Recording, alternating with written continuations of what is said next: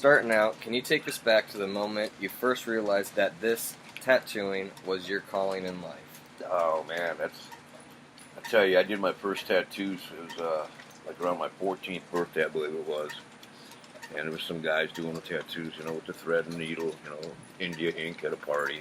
Oh shit. A bunch of underage kids drinking and shit, carrying on.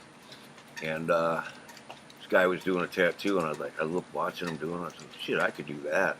He said, well, you want to try it? And I ended up doing like 4 tattoos that night on people, just off the cuff kind of shit.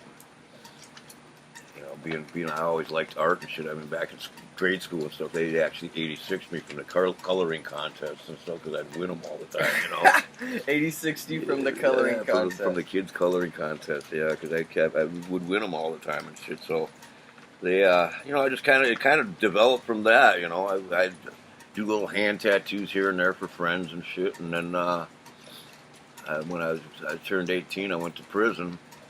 While I was in prison, a guy showed me how to build a tattoo machine out of a tape motor and a Bic pen and a guitar string. And I started doing tattoos in prison. Well, hell, I became one of the most popular guys in prison, And he had a tattoo machine. Actually, my tattoo machine I worked in a electronics shop there. And at that time, you could have TVs and stuff sent in from the outside world, and all they do is disconnect your speaker, put a little headphone jack in and shit. Well, we also worked on the prison's electronic systems and shit. And the warden's answering machine messed up on him one time. And I brought it up there. Well, I stole the motor out of his the tape recorder, in an answering machine. I stole the motor out of that and made my tattoo machine out of that. Sent it back. I told him, it's burned up. He said, I'll just throw it away. So that's what we said we did. But I tore that sucker apart and built a tattoo machine out of it. And then when I got out on the streets, I went to a place down in Biloxi, Mississippi. We won't mention any names because the guy's kind of a jerk, but I did a little bit of an apprenticeship there. And later on, after was actually working, him and I got into a little difference of agreement. And I walked out, and I just kind of traveled around for a while after that. And 1990, I finally had enough money to open my own shop. That's great. So you would say, like, you didn't really choose the tattooing life. The tattooing life chose you. Yeah, more or less. You kind of fell into that. Yeah, because I went to college and everything. I mean, I've got a master's degree in art, art and history, U.S. world history, U.S. and world history, and my sidebar was art. I wanted to be a college professor, and it just during college, that was how I paid the bills, tattooing people and shit, made a little extra drinking money and such, So yeah, I didn't really choose it. It kind of chose me. And then 1990, what happened is I got laid off. I was a truck driver, and a trucking company laid me off. That was a little after 1990, actually, because I drove during Desert Storm as a contractor for the U.S. And I got laid off and was collecting unemployment. And I was like, my wife finally said, hey, well, you do tattoos. Why don't we just go ahead and get you some equipment and let's see where that goes, It was 27 years later. 27 years later. So, Wisconsin, though. Following that, what were the major moves you made in Wisconsin in order to capitalize on the tattoo industry at the time? Well, at that time, tattooing was just starting to become more mainstream accepted. Yeah. Prior to that time, during the 70s and 80s, it was pretty much all just thugs and military that got it. In fact, when I was in Biloxi, 99% of what we did was guys coming off the boat, Oh yeah. On leave, shore leave and stuff. And military tattoos were the big thing. I mean, we had 100 designs on the wall, and if you didn't see it on the wall, you didn't get it, Oh, okay. And then through the time, tattooing became more and more of an art. I mean, the fine line tattooing came into play, then the black and gray, which black and gray is nothing more than just glorified prison art, Yeah. It was the only color you had in prison, so you learned how to do shit with it, and that kind of, like everything else, like the saggy pants and everything, it all kind of evolves from prison or from the underground to the overground, and that's as things progressed, I took to the art side of it more. And we started with one shop, a little town called Black River Falls, I opened my first shop. In fact, when I opened my first shop, there was only like 5 tattoo shops in the entire state of Wisconsin. Yeah. Wow. Okay. I mean, 5 legal. That really puts shops. things into perspective. You know, I mean, it was back in the day. You know, I mean, there was no licensing or nothing. You know, there was no health department inspections. You know, basically, if you could find a community that would let you open, you opened. You know. Wow. And I was very instrumental, like with the legislative committees and stuff, when Wisconsin first started adapting tattoo regulation. That I worked very closely with the legislators and doctors and such like that, and we basically put together the initial laws and requirements for Wisconsin to have tattooing licensing. Hell, now there's probably over 2,000 shops there. You know. Yeah. I mean. Wow, that's crazy. Yeah. I would have never known anything like that. Yeah, there was only like 5 shops in the entire state. Five established shops. Let's put it that way. 5 established shops. Yeah, you know, there was 5 guys in the entire state that, you know, if you saw somebody with a decent tattoo, you went to them and said, "Well, who did your tattoo?" Yeah. And they say, "Well, either this guy or that guy or this guy." You know. So people were known by name. Yeah, you know, all the tattoo artists were known by their names. You know, by their monikers. You know, and now, hell, there's so many damn places. I mean. Milwaukee, you know, there's a bar on every corner. Well, it's going to be there's just about a tattoo shop on every corner now definitely. Too. You know, if there's a bar, there's a tattoo shop. You know, and you know, I was in on the influx of that, which was pretty cool. You know, I mean, like I said, I started out with one shop, then I had somebody call me and say, "Hey, look, I've got a shop here, but I got no artist." You know, he says, "I've got a place that I built. The guy was teaching me how to tattoo." That was in Delafield, Wisconsin. So I started going down there, and I started splitting my time between the 2 shops. We got to the point where I had 4 shops at the 4 corners of the state, and I would go spend 1 week at each shop. And I had like extra help, you know, apprentices and stuff that would run during the weeks, you know. Or the one shop in Delafield, that was an exclusive by appointment only shop, you know, very exclusive clientele, doctors, lawyers, nurses. Wow. You know, so you're almost talking like you were a tattoo consultant almost. Yeah, basically, yeah. That's crazy. Yeah. But you're like going in there teaching these guys how to be more efficient with just the process of it. And I taught them about the health aspects of it, you know, and how can you work with a medium if you don't know what the medium is? Exactly. You know, it's like, you know, anybody can take a piece of paper. You know, I can give a kid a coloring book and they can stay between the lines with some crayons and if they got the lines there. Well, now let's give that same kid a piece of blank paper and some crayons and see what happens. Okay, and it's basically the way I look at tattooing. Is there's a lot of guys out there that have talent, just don't know what the hell they're doing. You know, they don't know their medium for one thing. You know, skin is living art. It's going to change. I mean, it's going to change with time. It's going to change with the technique you use in your art. You know, like doing shading and stuff. You know. Light shading, you know, a lot of guys now are using gray wash. You know, they basically water the ink down, you know, to make it more of a gray tone. I've never been one of that. You know, if you can't gray wash with just straight black ink, you probably shouldn't be tattooing to begin with. You know? Wow. You know, that's my thinking on it. You know, wow. I mean, gray wash is great. Now I've got to where I use it myself, but you know, I was doing gray wash with just straight black ink when you know. Before all these guys started making these gray wash kits, now you can go buy a $300 kit of ink that's just got variations of how much water was put into each bottle of ink, really? you know, to make the gray tones. So those guys specifically are probably making a shit ton of money. Oh yeah, the people. It's just watered down black ink. It's all it is. Different just different variations levels, of water. You know, and different pigments of black too. I mean, there are different types of blacks. I mean, you know, even now. I mean, I've got in my own kit, I've probably got like 5 different shades of black. Yeah. You know, I work with one specifically, but I have them others there in case I need to. You know, like a lot of times people come to me and say, "Hey, I need this old tattoo fixed up." Well, if I take this brand new dark black ink and put it up against some old black ink, it's going to look like a rusty Volkswagen parked next to a brand new Cadillac. Exactly. You know? It's going to make that Cadillac look like shit as well as the old rusty the old rusty Volkswagen. So you have to be able to compensate for that and use maybe just an older style of ink or something. You know? Okay. You know, the new inks are just off the chain now. I mean, when I started, we used to mix our own ink from powder. You know, we'd buy the raw powder and just mix it with witch hazel or water or whatever. You know. Holy shit. You know, I mean, when I started tattooing, we didn't wear gloves. Yeah. You know, we had a bucket of bleach, maybe a couple capsules of bleach and a bucket of water underneath the bench. And you got done with a customer, you switched the machine around in it a few times, rinsed it out underneath, And then remember when you go to the barber, you used to have your combs were set up like in a juice, right? Yeah. Like an antiseptic juice or No something. shit. That's all we do is stick the tattoo machine in that God. rack, next, Oh. and we'd work with that same fucking set of needles all goddamn day, It was crazy. It was crazy.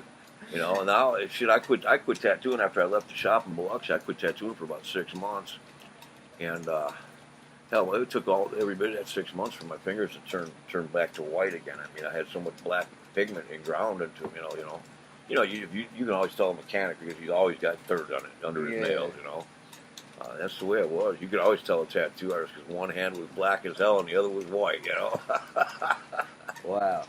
All right, so kind of bringing it back to you personally.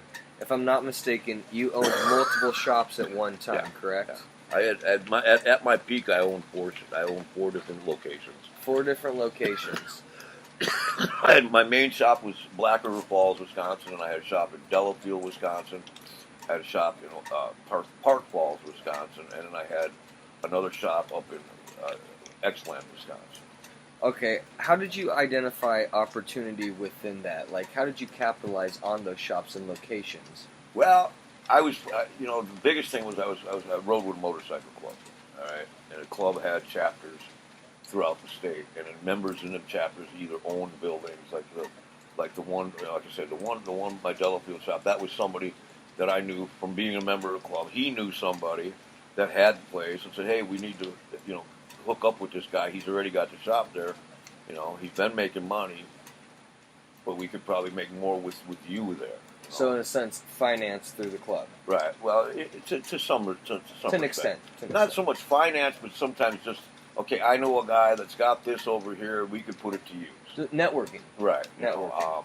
Like when I had a shop in Sheboygan, Wisconsin, and that was basically the club had set up a couple guys in the shop, and they turned out to be a couple of drug addicts, and they just couldn't keep their shit together, couldn't keep the rent paid.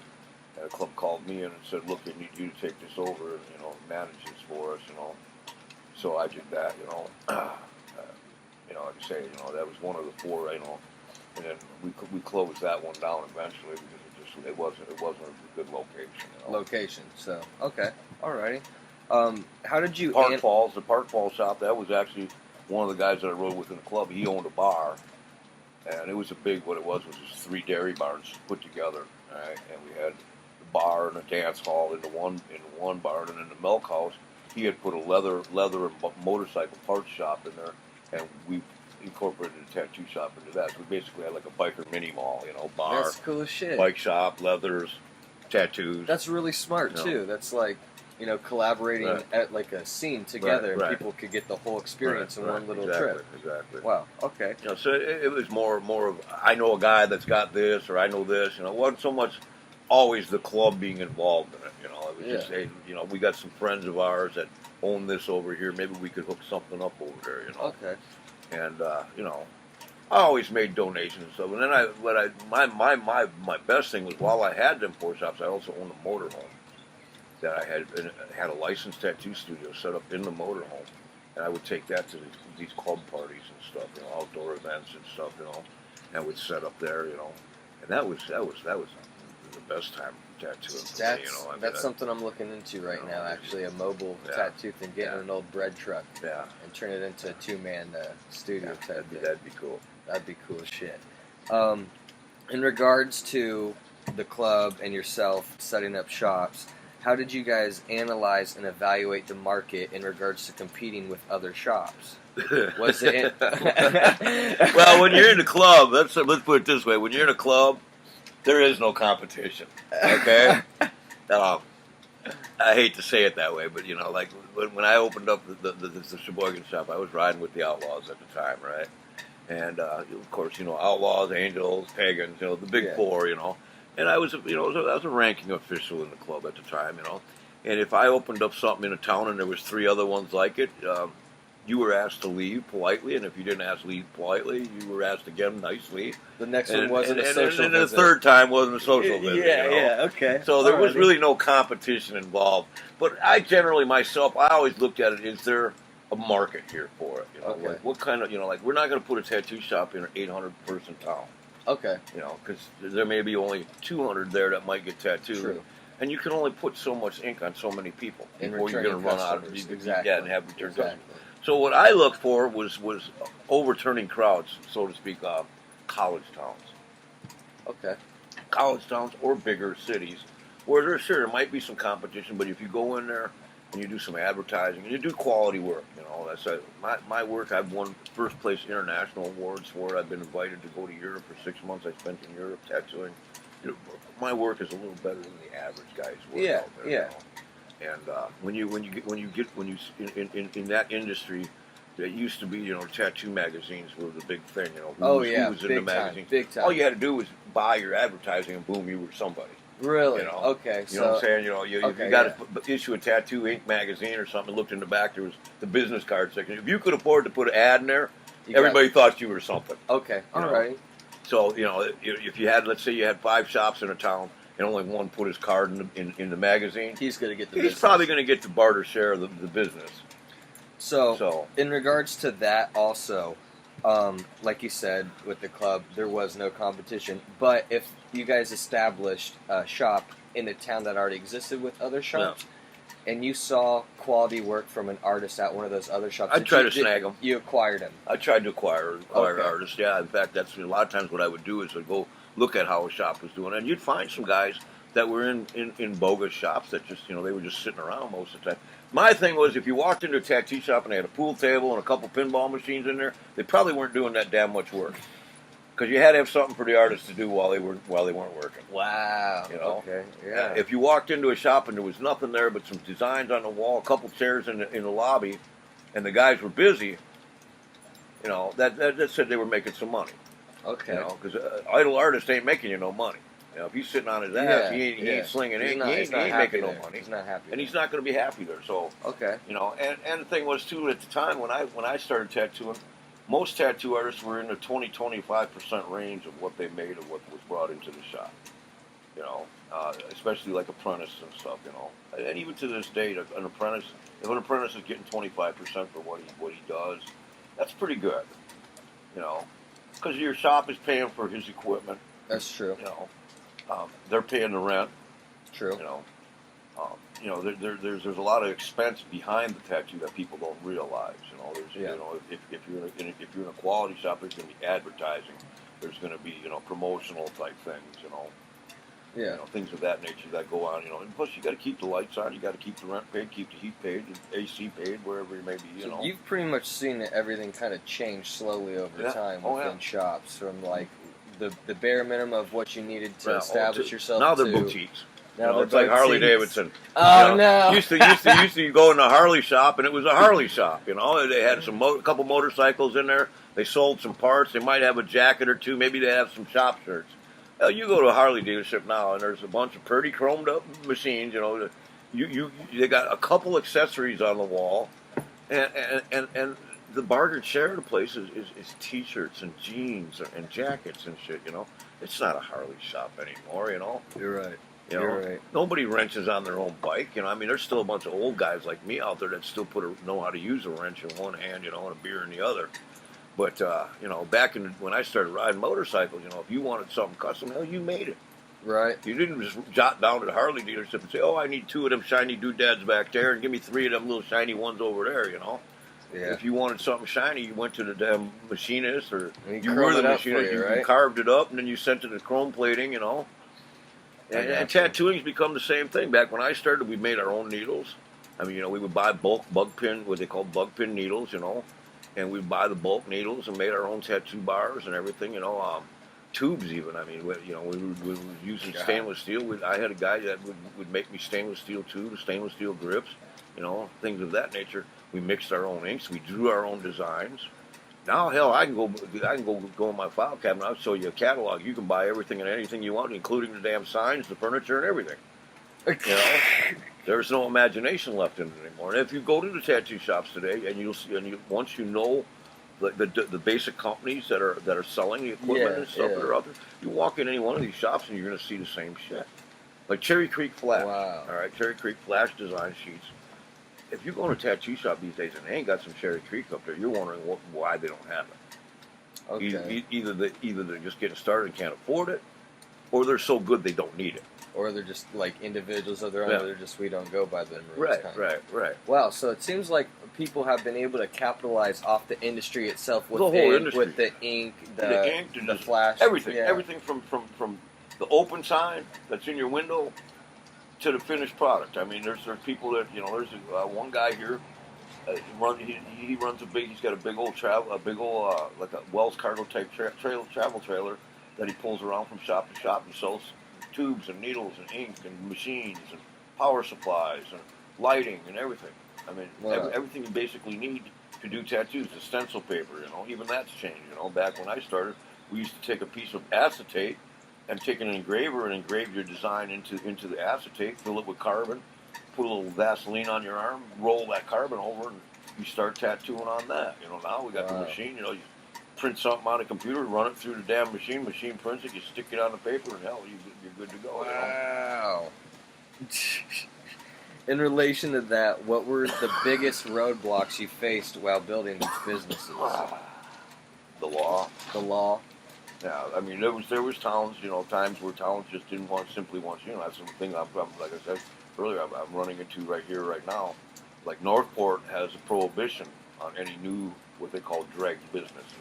Drag businesses? Yeah, that's the term I use, but basically it's no pawn shops, no liquor stores, no check cashing, no title loans, no tattoo shops, no Really? smoke shops. Any of the fringe.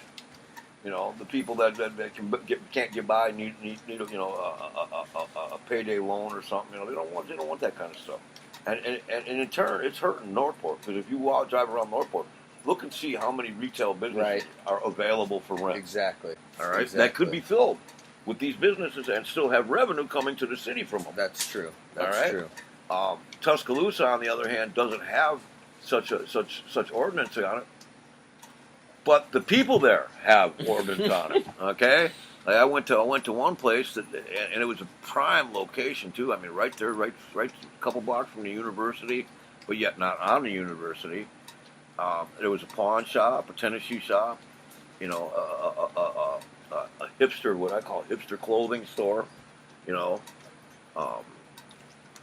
I thought, what a perfect location. The same people that are going to go in these stores are going to come in my store. Exactly. And I talked to the guy, and he said, I said, well, what's the rent on that? And he told me, so it was $15.75 a month, which is a little high, but it was a good location, nice newer building and everything. And I was going to have to spend some money, building stations and everything in there. But he says, well, we've got pretty much, me and my partners have a prohibition on we won't put a smoke shop in there. We don't want no. I said, well, you got a pawn shop already. So yeah, well, they kind of slipped in here with us, after the tornado hit.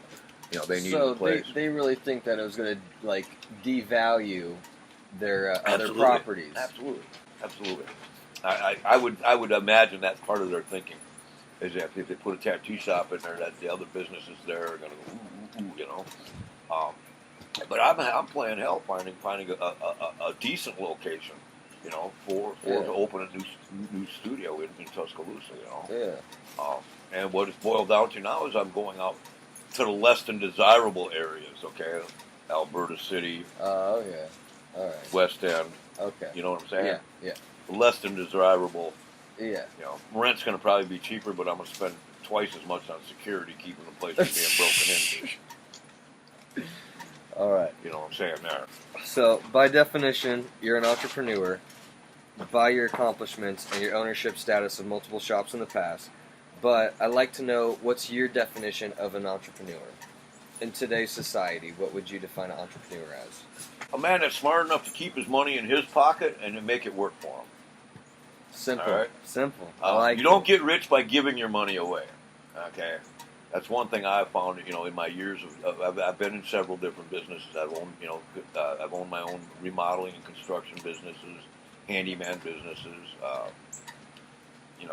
I've been on the road with, my wife, my ex-wife we used to take a sewing machine and she'd sew patches on at events and stuff, or do leather repairs, and she made some bikini halter tops and stuff, some little items, that she'd sell.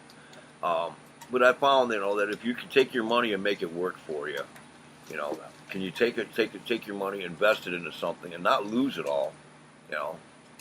And the thing is too, you know, with me, with my money, if I invested into something like tools or something, it's something I'm going to have. Right. You know, it's something I can put my hands on, and I can keep it. Right. You know, even if the business goes down, I've still got the tools. You know, I've still got my investments there. I still, you know, hard investment. Assets. You know, assets, exactly. The one thing I was never smart enough was just to buy my own damn property. I always rented somebody else's, you know, which does not always work out. So if you owned your own property as a tattoo shop, you would definitely be doing pretty swell. Oh, I'd be doing great. If I could have fucking landed one of these places for sale, you know, and I've never had investment credit, you know, stuff like that. You know, to call me an entrepreneur, yeah, I know how to. I can make other people money left and right, but it seems to me I just can't quite keep it in my own pocket sometimes. You know, I mean, I do all right with it. You know. Let's talk about the tattoo scene, this fringe society, so to speak. What attracted you to this, and do you feel more comfortable within the scene than with normal 9-to-5 individuals? Oh, absolutely. You know, I don't know what attracted it to me. I guess it's just my my disdain for society as a whole. You know, Yeah. The sheeple. You know, if the government says, you know, don't do this, you don't need this, I look at it and go, you need two. Yeah. You know, when the government says you don't need a gun, I got to have two. You know, because there's got to be a reason why they don't want you to have something. You know, that's like all the stuff that's fun in life. You know, to me, that's fun in life. You know, drinking, drugs. You know, now I'm not saying like hardcore drugs. I'm talking like marijuana and stuff. You know. Yeah. Things of that nature, you know, things that I've been around. I mean, I'm a child of the '60s and '70s. I mean, I grew up in such a great time, good rock and roll. Yeah, you know. right. So you could turn on a radio station, you could be listening to Cat Stevens one minute, Led Zeppelin the next, Black Sabbath the next, Allman Brothers the next, and it was all on the same radio Good station. shit, yeah. You Good know, stuff. Hank Williams Jr. was playing on the same station as Zeppelin was. That's good stuff. You know, Good now stuff. today it's all broke down. You know, you got country, pop country, classic country. You know, you got your rock and roll. Now all the stuff that I like is called classic rock or oldies. You know, and I'm like, I don't think I'm that old yet, but you know. Oh man. But you know, I don't know that I ever was really attracted to it. I just grew up in it.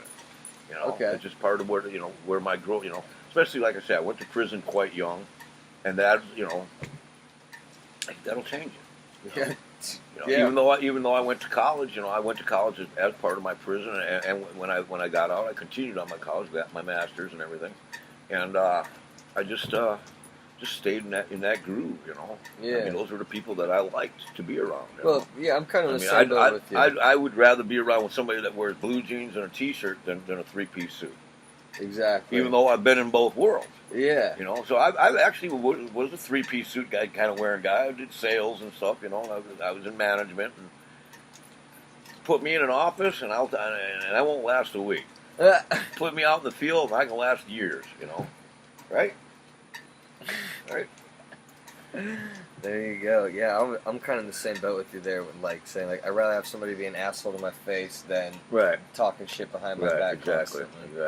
From your time as an individual who owned multiple tattoo shops and being a person with tattoos, did you ever come across any other investment opportunities for other businesses? I ask this because I feel like the business opportunities available for individuals such as ourselves would mostly be orientated towards similar constructs of that in the tattoo industry, such as a bar, a motorcycle shop, etc. Well, Do you find this to be true? all of the above, actually. You know, Yeah. from the tattooing, I actually at one time I owned a bar. I owned the business end of it. I didn't own the bar itself, but I owned the business end of it, and I played in rock and roll bands, and I got a rock and roll club. You know, I started out managing the place, and then eventually I bought the guy out, and you know, I had my own bar, my own rock and roll club. You know, same thing, like I say. You know, the other thing that we evolved into was my wife got into leathers and stuff of that nature for the bikes. You know. And then you know, as an artist too, I started painting motorcycles, you know, doing airbrush work and stuff like that, you know, for people, you know. So yeah, I mean, there's offshoots of it all the way around, you know. I mean, there's, you know, you start out, you know, with a genre of individuals and look at what's in their life, you know. But for me, it's mainly the bikers, you know. I mean, I deal, you know, predominantly with the biker industry, but the tattooing has gone so far out of the bikers anymore. Bikers are like a very, very small percentage of the tattoo industry anymore. Right.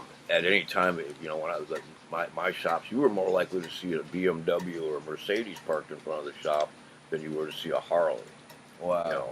Because it's changed so much. It's become so much more socially acceptable, but yet it's still not completely there. Right. Like I say, if it was there, hell, I'd be able to walk into any one of these malls and say, hey, I want that hole for a tattoo shop. Yeah. And they say, oh, sir, here, sign right here.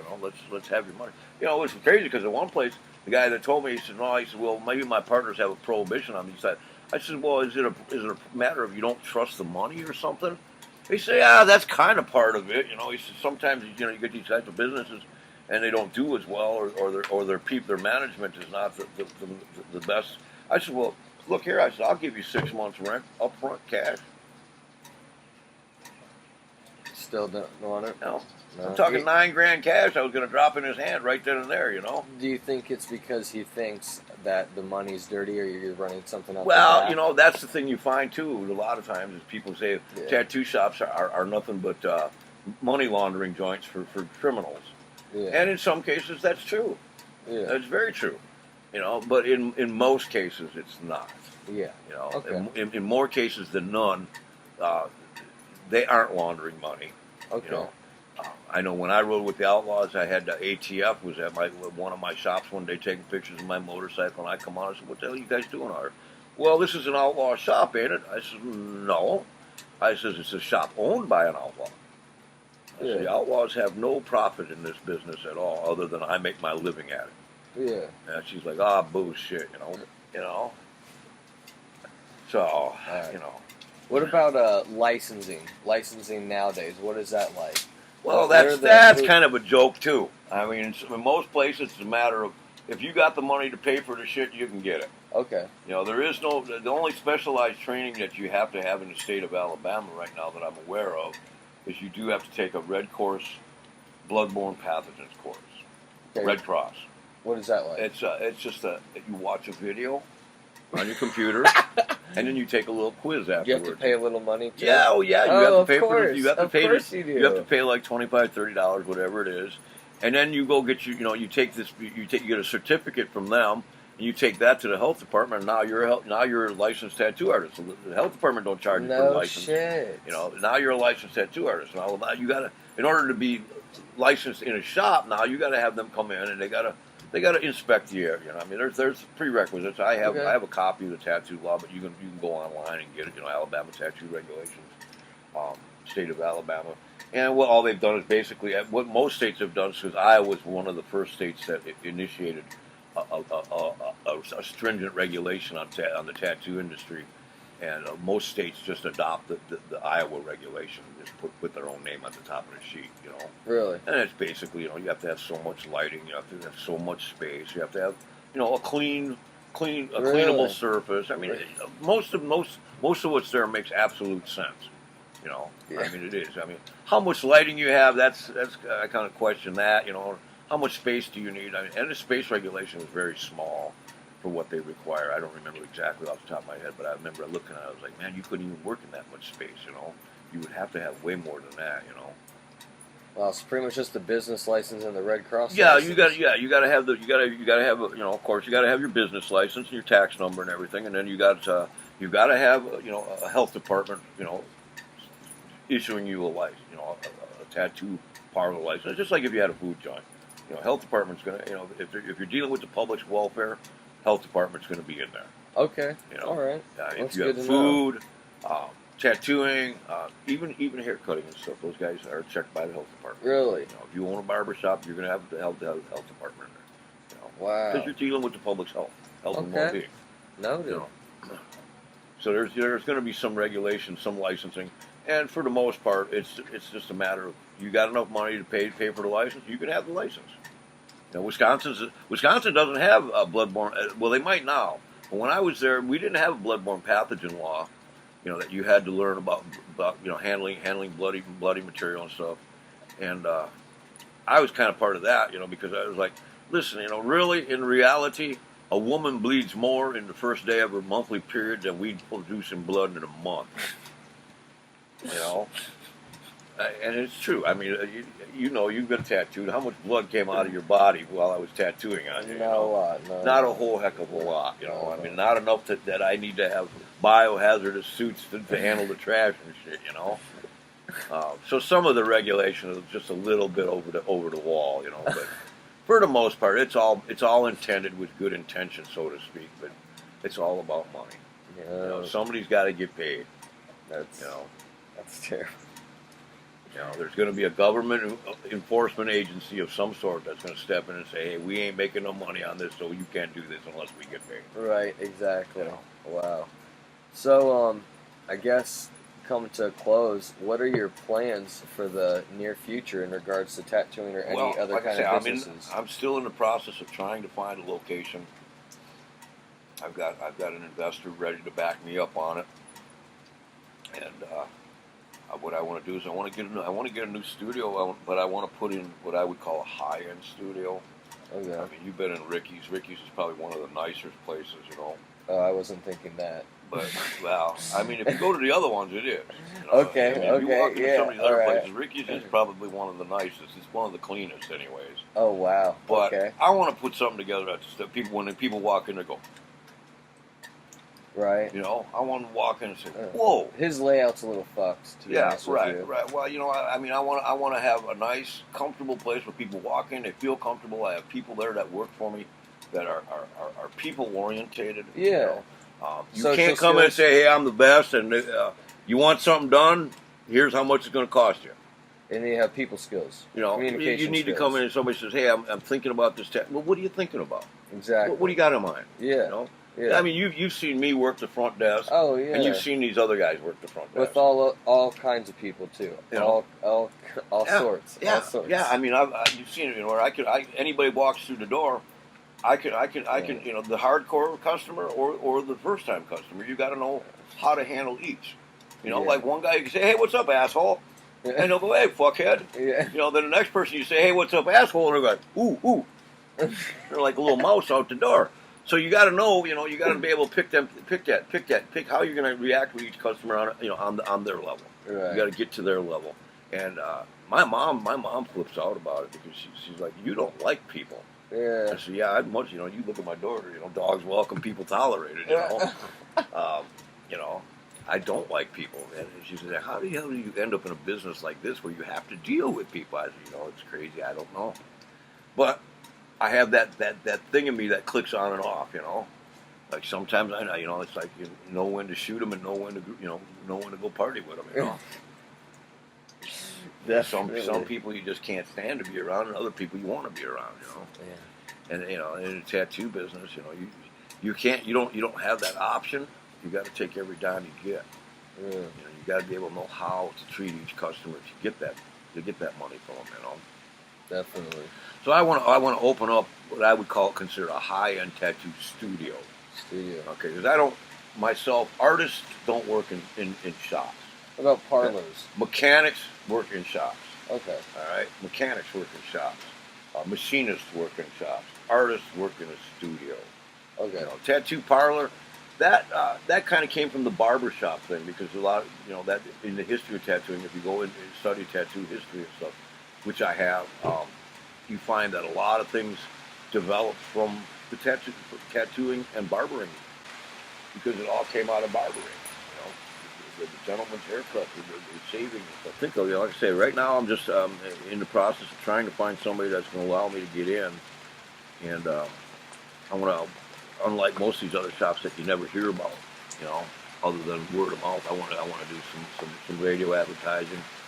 You know, I want to hit your basic three genres of music. You know, we have here in Tuscaloosa. You have your black music, which I hate to use those terms, but you know, facts don't care about your feelings. Right, you know, that's it's a matter of you have your black radio stations, which are playing hip hop, rap, whatever. Then you have like your classic rock, and then you have your country.